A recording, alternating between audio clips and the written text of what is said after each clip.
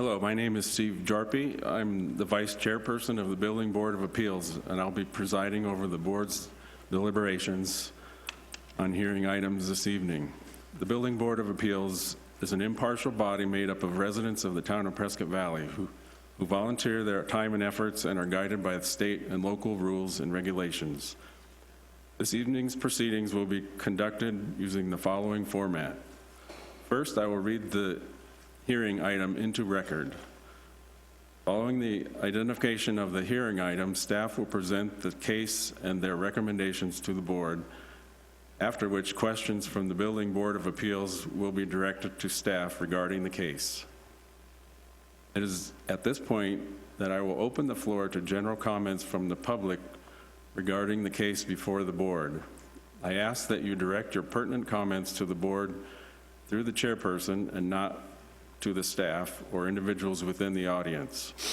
I would also appreciate your cooperation in making your statements brief and to the point, as I may exercise the prerogative to confine public comment if need be, should there be considerable public involvement in the case. So I'd like to call the March 6, 2019 Building Board of Appeals meeting to order. The town employees that are present are Woody Lewis and Warren Colvin. Woody Lewis, building official, and Warren Colvin, senior building inspector, and Christy Jones, administrative support. Christy, could you please call the roll? Member Nye? Here. Member Norton? Present. Member Pape? Here. Member Leadhead? Here. Member Smith? Vice Chairperson Jarpy? Here. Chairperson Salikas?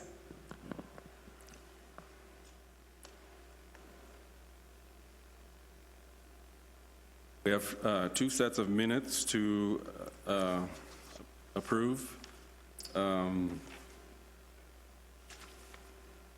First, Building Board of Appeals meeting of July 26, 2017, a while ago.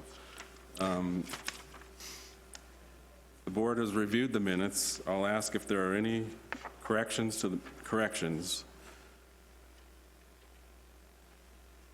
Sounds like there are none, so I'll accept. Mr. Chairman, the minutes show July 26th, and yet the agenda shows the 27th. Just a minor little thing. Yeah, it is the 26th. Okay. But the agenda shows the 27th. I wasn't there. Okay. Thank you. I'll accept a motion to approve the July 26, 2017 minutes as written. So move. Second it. Could we have a vote, please? Member Nye? Aye. Member Norton? Abstain because I was not on the board. Member Pape? Aye. Member Leadhead? Aye. Vice Chairperson Jarpy? Aye. The next set of minutes that we need to consider is the work study session of January 9th, 2019. Are there any amendments to these minutes?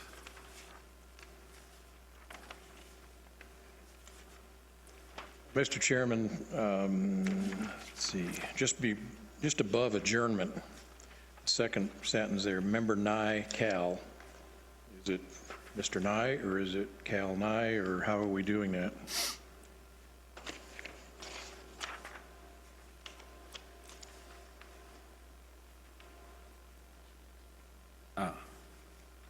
I believe it should be Yeah, just Member Member Nye. Nye.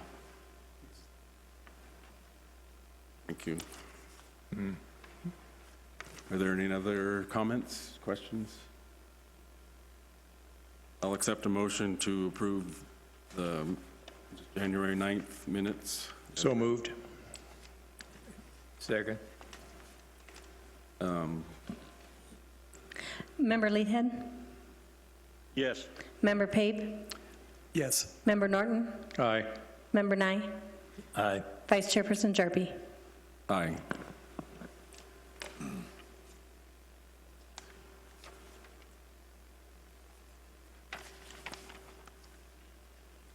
Okay, the next item is to ask if there are any public announcements.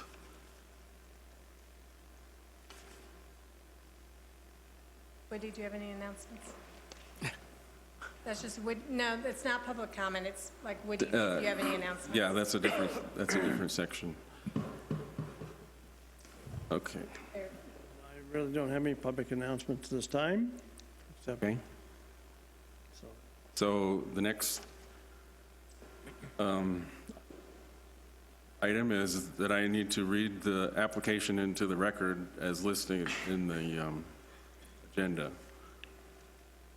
Upon request of the town of Prescott Valley, a public hearing for the purpose of reviewing the proposed adoption of the Town of Prescott Valley Administrative Code, 2018 International Building Code, IBC, 2018 International Residential Code, IRC, 2018 International Mechanical Code, IMC, 2018 International Plumbing Code, IPC, 2017 National Electrical Code, NEC, 2018 International Property Maintenance Code, IPMC, and the 2018 International Fuel Gas Code, IFGC.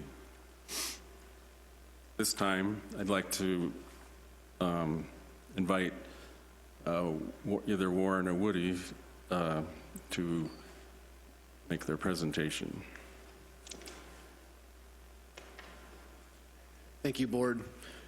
At our workshop meeting, we presented you all the code amendments to the Article 7 of the Town Code, and hearing only a minor issue in regards to the International Energy Code, staff recommends the approval of the amendments to the Article 7 of the Town Code and ask for you to approve the amendments for approval by Town Council.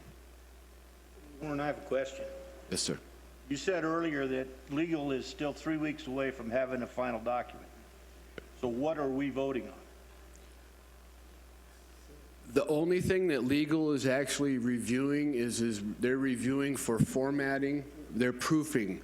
So out of legal's review, you should not see any changes to these other than maybe some formatting or legal issues that may arise. But as in talking with the town attorney so far, pretty much it's just some clarification questions that she's looking for of where did we pull this from, where did it come from the code on her aspect. So we feel that there will be no changes to this document that we've presented to you other than maybe some formatting or wording into attorney language.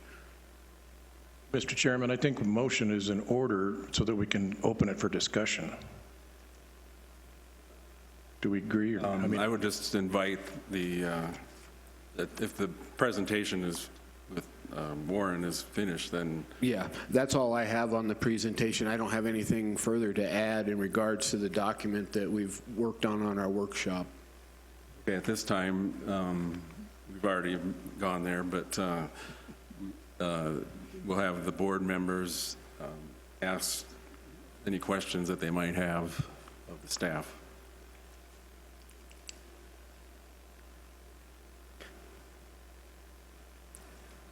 I'm assuming there's no possibility of including an update to the energy code, at least to 2012, preferably 2018. we will ask and get back with you. Will that work?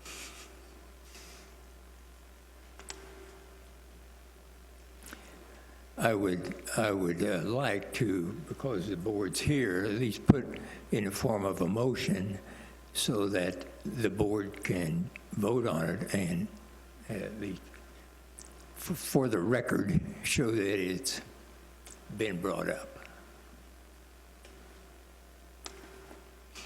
Did I So do that what- now? What motion would you like to make? Okay. I would move that the town of Prescott Valley update the energy code to at least code level 2012 and preferably 2018.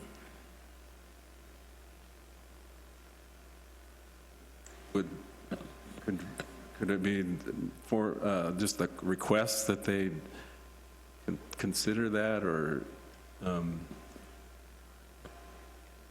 Actually, I'm not sure if we can make a motion that's not on the agenda. I think you can, as part of the motion to approve, you can add in there that you would like that considered, but I don't know, I don't think you can make an actual motion for an item that isn't on here. But like I said, I think you can add that to a stipulation for the motion about approving them. Why could they not now call for a second?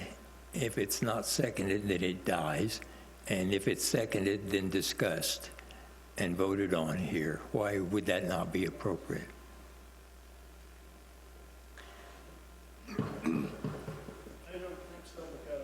It's not on the action items. We should have discussed it last time, basically.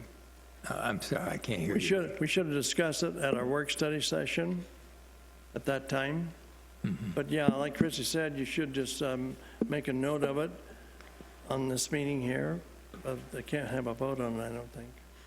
And I think when he references the work study, I think he means the January one, because that would have given us time to include it for this meeting. Okay. So the board can't vote on that just to No. show that it came up? No, It'll be in the minutes.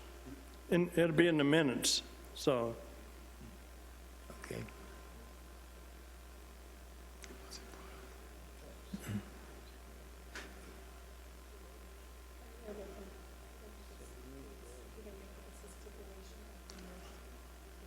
Are there any more comments or questions from the board?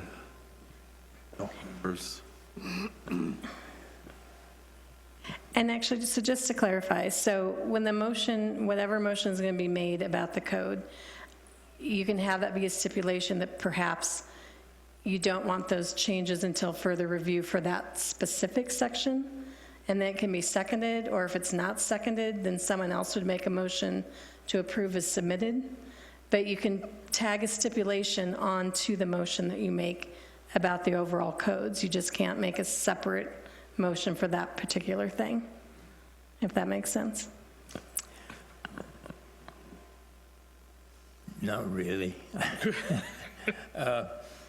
So are you suggesting I do something further now about that? When it's time after when it's time to make the motion, you could be the one to make the motion, say motion to approve. All of the codes is submitted with the exception of, and then the energy code and whatever you would like to say. And then either that's seconded and they would vote on that. I see. Or if it's not seconded, then someone else would make a motion that hopefully is seconded and approved. I got you.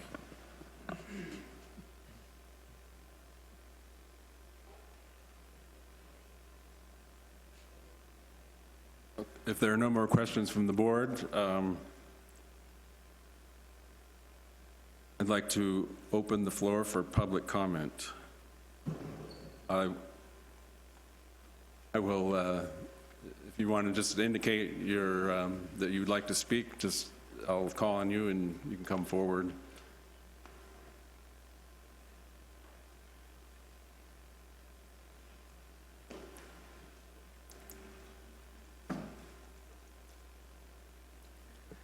Mr. Chairman, I thank you. I want to thank Woody as well, and Warren too. And I want you to know I'm somewhat aware of all the hard work they've put into this, and I appreciate what they've done. Could you, excuse me, could you please state your name? Yes, sir. My name is Larry Meads. I'm actually a citizen of Prescott, Arizona. I am on the Appeals and Advisory Board there, and I have quite a bit of electrical experience. That is my lane. I retired and moved here from Texas. I still have a Texas Master Electrician's license that I keep in effect. I won't go on about that, but I could. My point here, and I have some documents that I'd like to provide to you. Should I give this to the clerk or hand this to you, Mr. Chairman?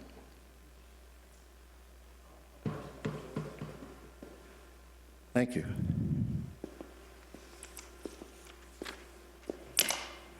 And I'll be brief.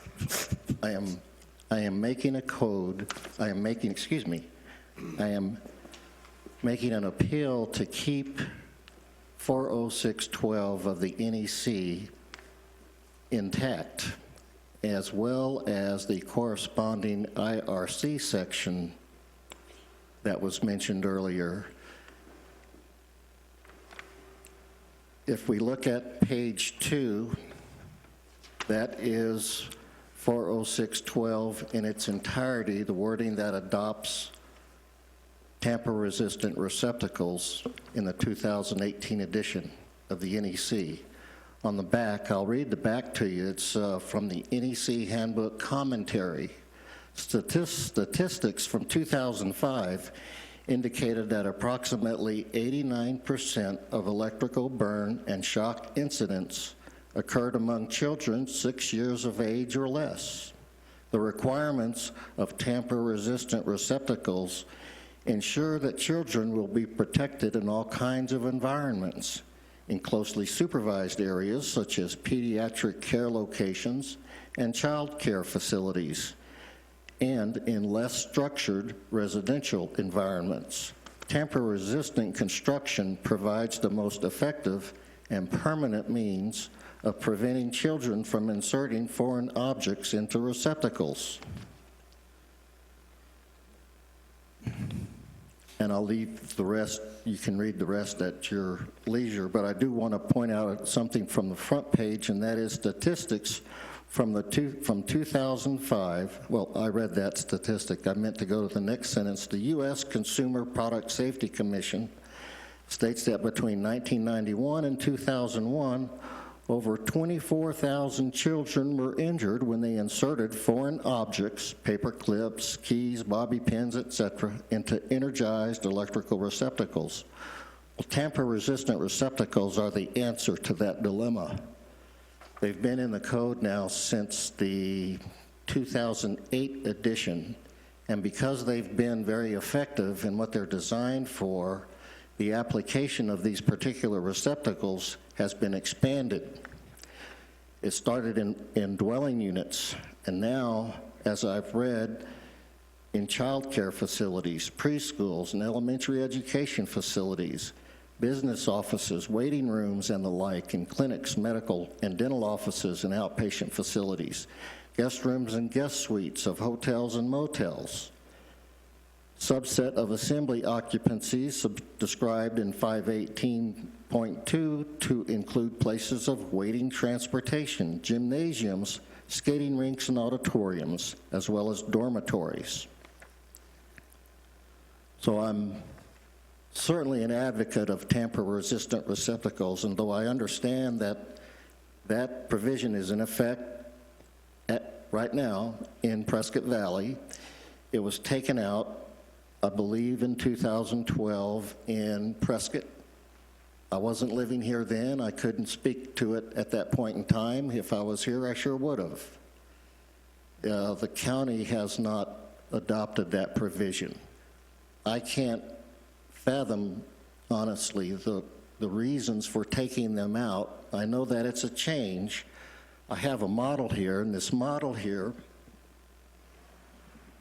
are a variety of tamper-resistant receptacles, and you can see they come in different configurations. These are all 125-volt, 15 or 20-amp receptacles. This 2018 NEC code, 2017 NEC code, has expanded tamper-resistant requirements to 250-volt receptacles. They do not apply to twist lock receptacles, and they haven't applied to twist lock receptacles.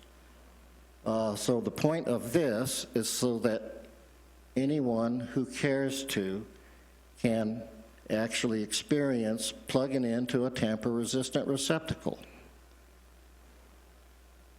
It's pretty straightforward, really.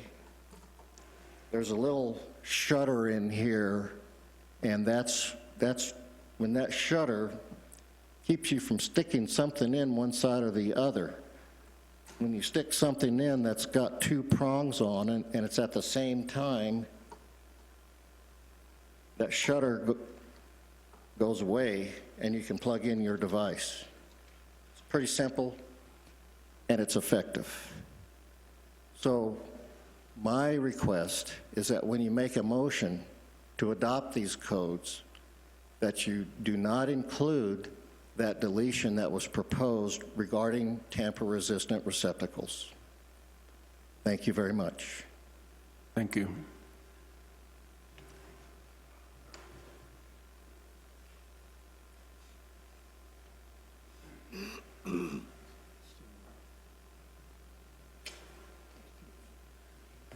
Good evening. Since we're still in the public comment period, I'm Dave Williams. I'm Director of Yavapai County Development Services, and I really just wanted to extend out a large thank you to this body, as well as all the outstanding work that the Prescott Valley staff has done on this, as well as a coordination with the YCCA.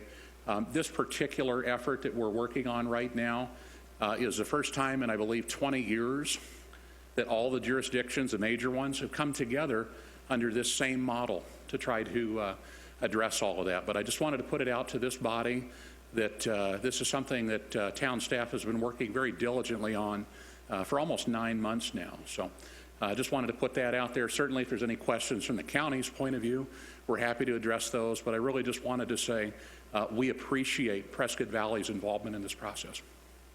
Okay. So, thank you. Thank you.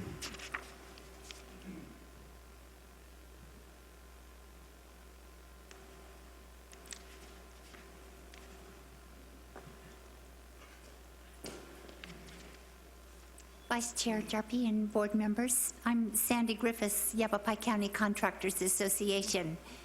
Mr. Williams took my spiel. Sheesh. Took every word for word. Not really. I hope you have heard from David, you've seen Woody and Warren. We've been working diligently over 9 months, and I'm so proud of these guys. David, Jeremy, the town of Chino Valley, the city of Prescott. They've done phenomenal hard work in putting this together to make the adoption go quite smoothly and seamlessly. I would like to address Board Member Nye's concerns about the energy code. I get what you're saying. Then Board Member Leathead on the other side about the improved equipment and processes and materials coming on the market. What do we do? Where do we go? We have been moving in the direction of supporting the town and keeping their energy code at 2006, also with the support of town leadership. If you so desire and would allow me, I would be happy to go out and poll our industry that build in the town of Prescott Valley to see what their thoughts are about maybe moving up in the energy code. I don't feel that we should change that now because we've all worked collectively at a group, and that's what they're assuming is going to happen. Ordinances can be changed. We can go back if we find out that they have no problems in going to the 09 or the 12 or 18, whatever they want to do, then by golly, we can make that change. But I assure you, Board Member Nye, practically every homeowner builder that's out there is building to much higher standards than the 06 code because the great improvements of the material that's on the market. They can't get 06 material anymore. So I'm a citizen, I'm in the industry. Whatever your direction is, I'll be happy to move that forward and bring more information back to Woody and Warren so they can bring it forward to you. But we've got a good team. All the jurisdictions are excited about this, and it's a great thing for Yavapai County. As Mr. Williams said, it's never been done before.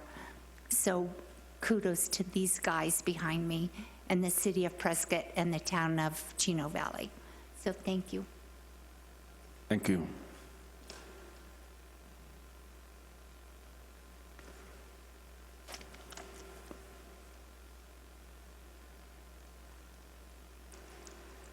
Are there any additional comments from the public? Looks like there are none. So move on to the next section, which is to ask the board members if any of them would like to ask questions or make comments on what we've just been public input. I think I would. I don't understand, okay, the tamper-proof thing, what is the resistance from the other entities to use tamper-proof receptacles?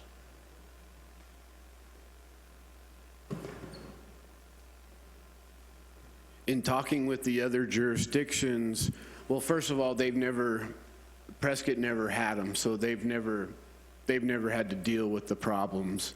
What we're hearing on our side from the builders that are in Prescott Valley, you have one. The big one is a lot of the electrical companies that only do a few houses in Prescott Valley have gotten bit by the requirement where they've actually trimmed a complete house out, and we go in to do the final inspection, and they've had to go back in and replace all the receptacles with tamper-proof. So that was one with the inconsistency between the local jurisdictions. The second complaint that we're hearing about is the elderly people are having problems unplugging their equipment or getting them plugged in, or the one I heard from another builder is the little door behind it would break off. I'm sure they're not using the high-end fixtures, but there isn't cost-wise. I don't look at cost-wise in that situation. So what we're mainly hearing about is the end user of the product is where we're getting the complaints from. Okay, but you've been using it now for 4 years? 6 years. 6 years in residential. And what are we looking at in complaints? I mean, I can't bend over and plug into a receptacle 12 inches off the floor, so let's raise them all up to 4 feet and then it'll be easier. But that's not an issue. Right. You know, I guess the thing that I look at is, number one, with one entity doing it, if we did it, the supply houses are at a disadvantage because they have to stock both. Instead of being able to say, okay, it's all got to be tamper-proof, we'll just order a truckload of tamper-proof and put them in. But now they have to order both. That would be my biggest visible problem. Right. But the other problem is I don't see if Prescott's never done it, they don't know what the complaints are because they've never had them. Are you getting that many complaints about them? I've never actually had a formal complaint from a citizen actually call the office and say, hey, I'm having problems with these. Where you're hearing the complaints from is from the builders having to go back for warranty issues because the door breaks, or then they hear it from their client that I can't get my receptacles plugged in. But when I go through a house, I check every outlet. I've got an electrical tester. Sometimes they're hard, but sometimes they slide right in. So as far as our concern, it's been a handful of complaints from some builders in what they're getting on their back end, having to go back in and fix them. I understand the reluctance to be different than the other entities on this. However, if there is one incident and we've written it out of the code, there's going to be great liability.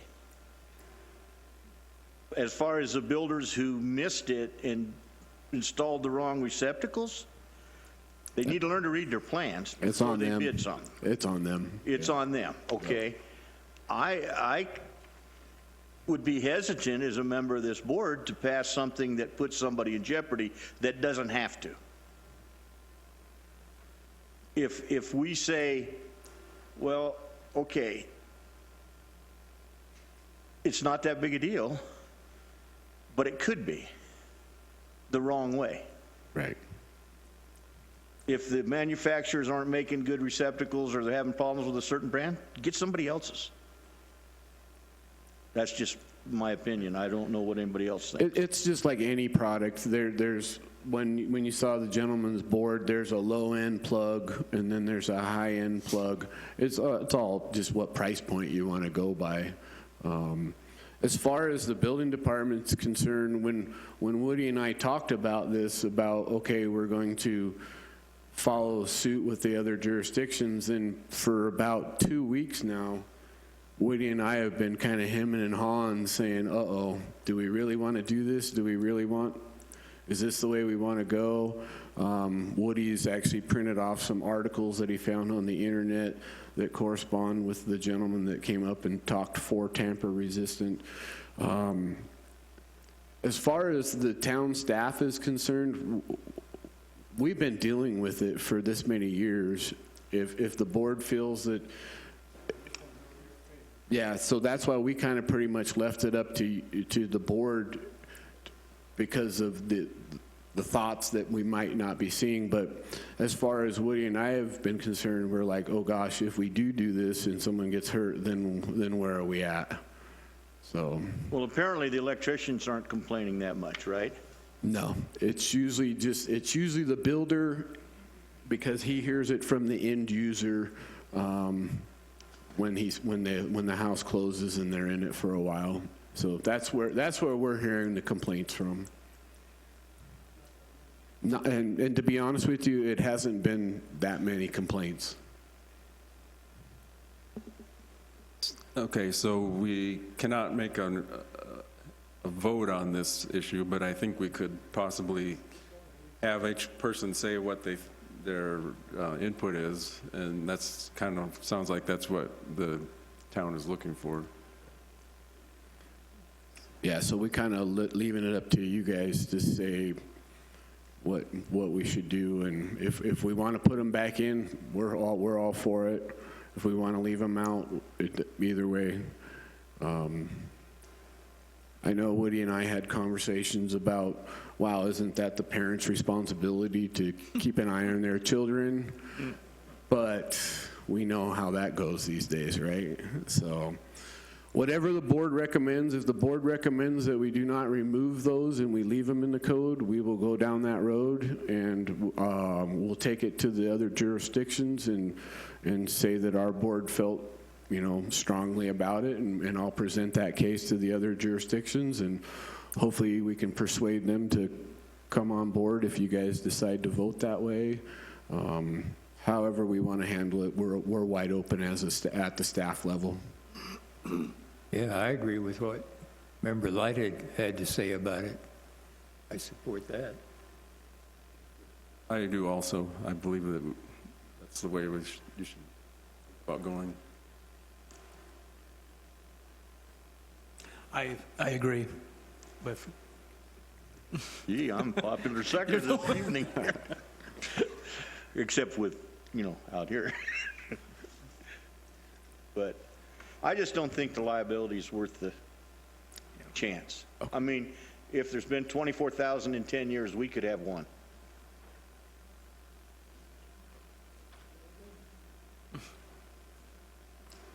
So when they go to do their motion, they would approve with the exception of having tamper resistance. That's what we would do.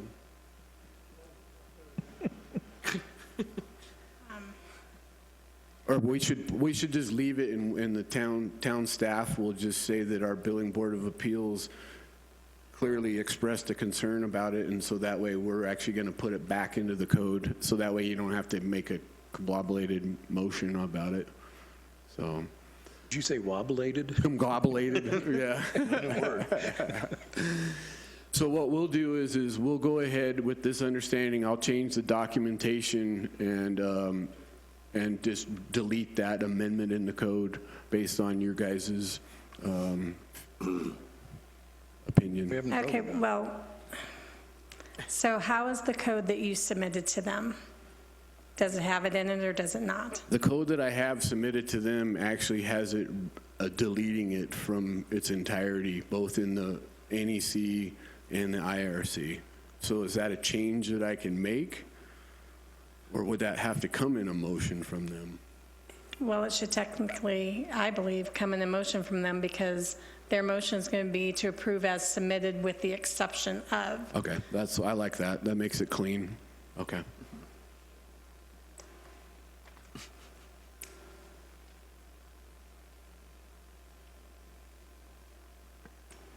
Okay, any other discussion, questions from the board?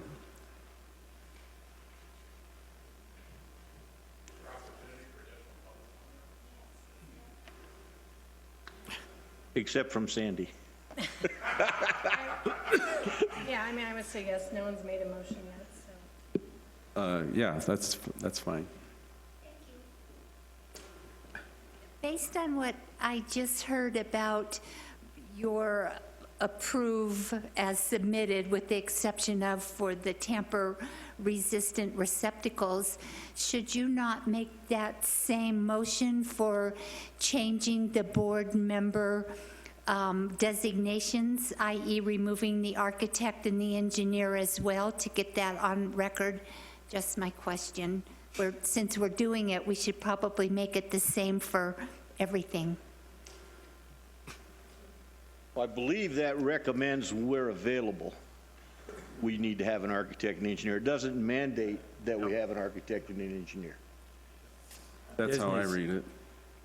And Mr. Chair, since it's not on the agenda, we really can't be doing too much action with that, Well, it's as I see it included in under the. code. Okay. I agree, I'm It sorry. says the board shall consist of, maybe we just need to change that shall, a word or two to make it fit.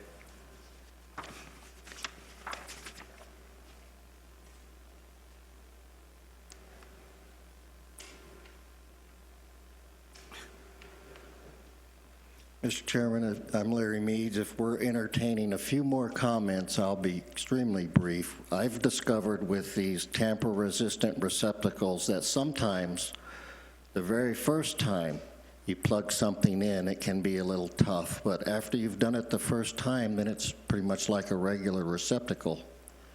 And the least expensive receptacle on that board was the easiest one to plug something into. Go figure. Okay, thank you. Since we're, And Chairman and members of the board, if I may, I'm going to go ahead and put a different hat on today because my Board of Adjustment has not commented on this yet. So I'm going to comment as a Prescott Valley resident. I live in Pronghorn Ranch, and I do have a house that was built just prior to the implementation of this particular code. But as a citizen, I would have to argue that at some point, we cannot legislate everything. At some point, parents need to take responsibility. When we talk about preschools and schools and other entities, their insurance drives requirements for safety.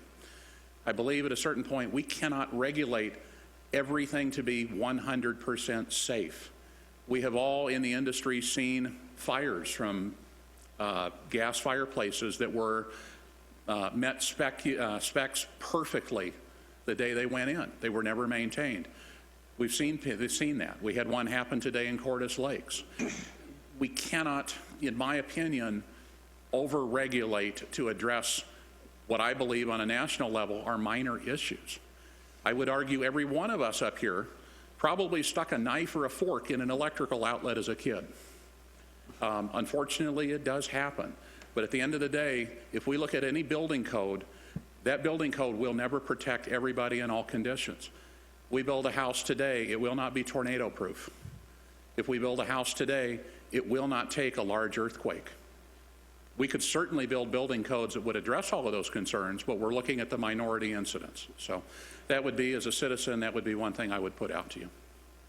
May I comment on your comment? Yes, sir. I agree 100%. And in my normal way of doing things, I wouldn't want it in there. The problem is the IBC or whoever has put it in. For me to take it out as a board member, then I take the liability that they don't know what they're talking about, and it's my responsibility for making that change. So as such, we make the town liable if something does happen. I understand what you're saying. Sure. I have 6 kids of my own and 13 grandkids and some number of great-grandkids, but... Congratulations, by the way. Yeah, nice to thanks. have a large family. So Yeah, they all live in Prescott Valley, too, so I'm, populating the place. very good. But the whole thing is the thought of the liability. And what you say is true. I would normally say, let's throw tamper resistance away. Let's throw arc fault away. It's the same thing, except that because the rules were written by the bodies made to write the rules, when I say, okay, I'm changing that rule, then I'm taking the liability for the rule. And the only response I would have to that is, if the body does decide to make that motion to essentially table that for now and have additional consideration, I'd strongly suggest this body through staff to go ahead and meet with the city attorney related to those liability issues and have the attorney level discussion with that. I think that would probably be very prudent in this particular case about whether it does create additional liability for the town or not. So that would be my only comment. Mr. Chair, could I ask a question of Mr. Williams? What are the major cities doing? And I don't mean to compare us to Phoenix or Tucson or anybody, but what are they doing? The only one I can speak for, honestly, is where I used to work, which was town of Queen Creek down in the valley.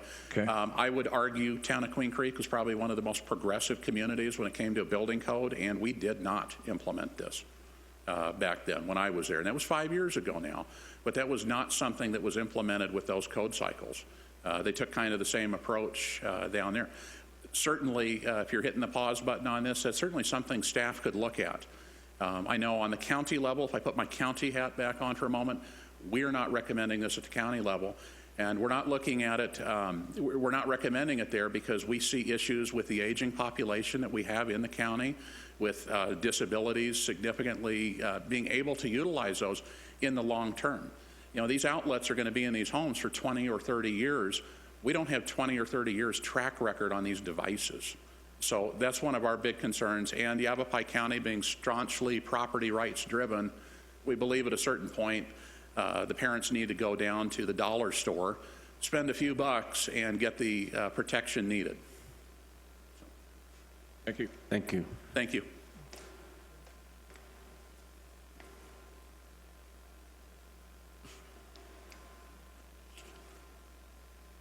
Mr. Chairman, I'm prepared to make a motion if you see fit to entertain one, or the timing. I think I'd like to give Member Nye the first chance to make a motion.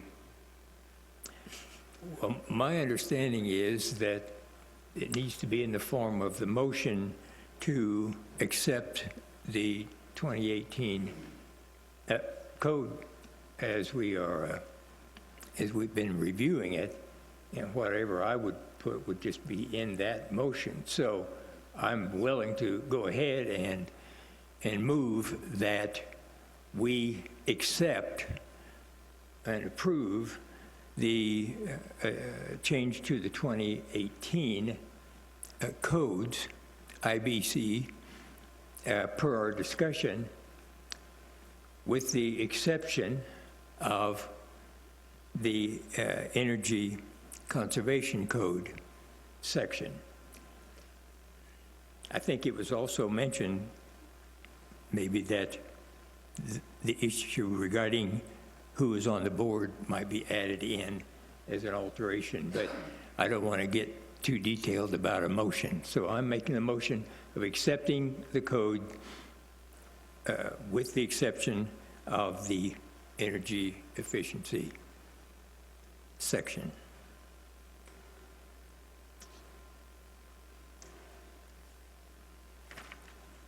So that's either seconded or it's not. I second it.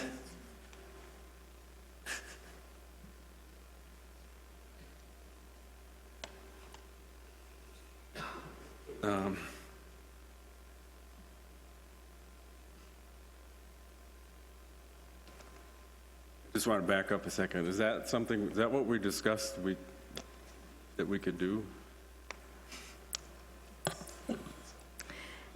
Yes, and then what would need to happen is, I assume there would need to be another work study or something on that particular section, and then another meeting pertaining to that section. But we could not approve, that we would not be able to approve the, You would be approving everything else as submitted except the energy efficiency code.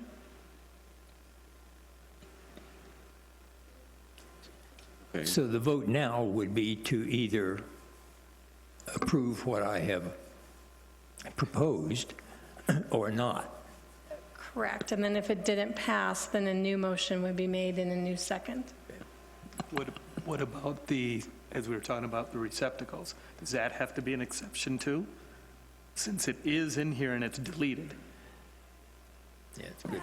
It technically should, because what we're asking is that you approve it as submitted. So if you have changes to what was submitted to you, then that should be noted as well.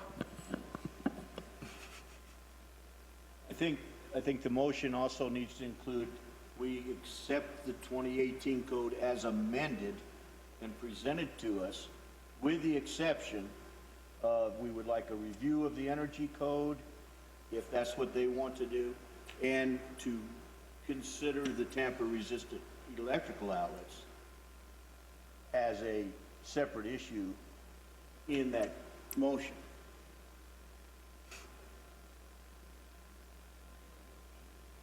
I honestly have never had this happen before.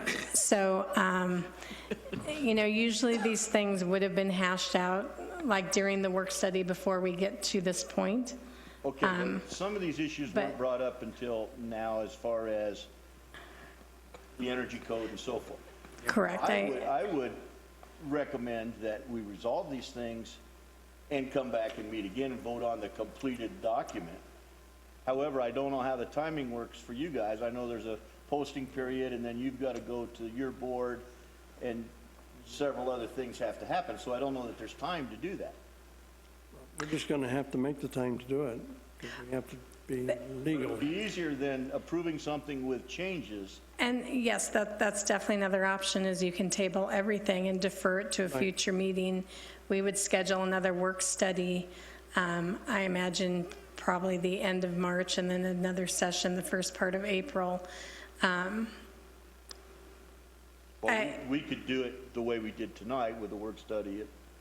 Well, I think the work study should be separate, because I think that, because then we don't have time to make changes before the actual meeting. So that would be my recommendation if we're tabling this, is to have just two separate meetings.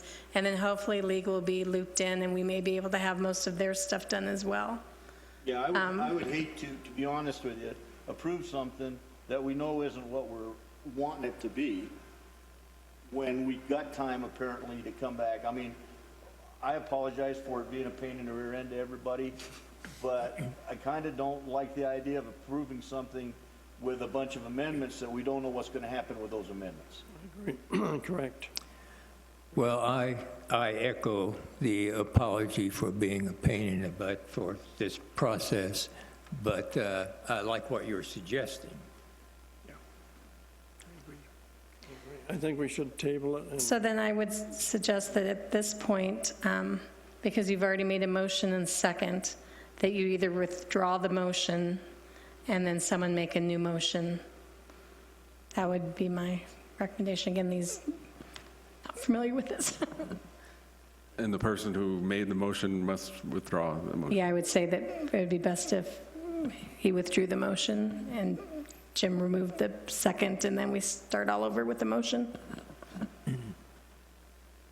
But I'm not sure how I need to word the new motion. So you'd like to withdraw your... Just withdraw Oh, it. your old one, yeah. Okay, so done. I would withdraw that motion. The second is also, Oh, I withdraw the second, too. now we'll need a new motion. New motion.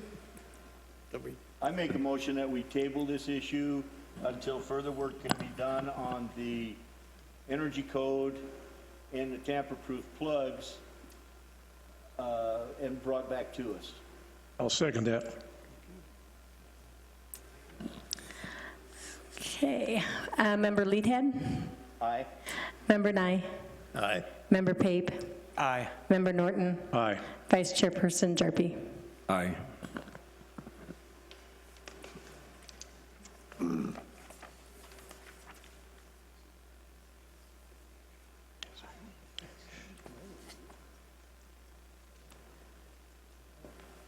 Motion passes with no opposing votes. The next section is a call to the public with any general comments or questions not necessarily related to the matter that we were addressing tonight. Looks like there are none. I'll accept a motion to adjourn the meeting. So moved. Second. Member Lighthead? Yes. Member Nye? Yes. Member Pape? Aye. Member Norton? Aye. Vice Chairperson Jarpy? Yes. Meeting is adjourned.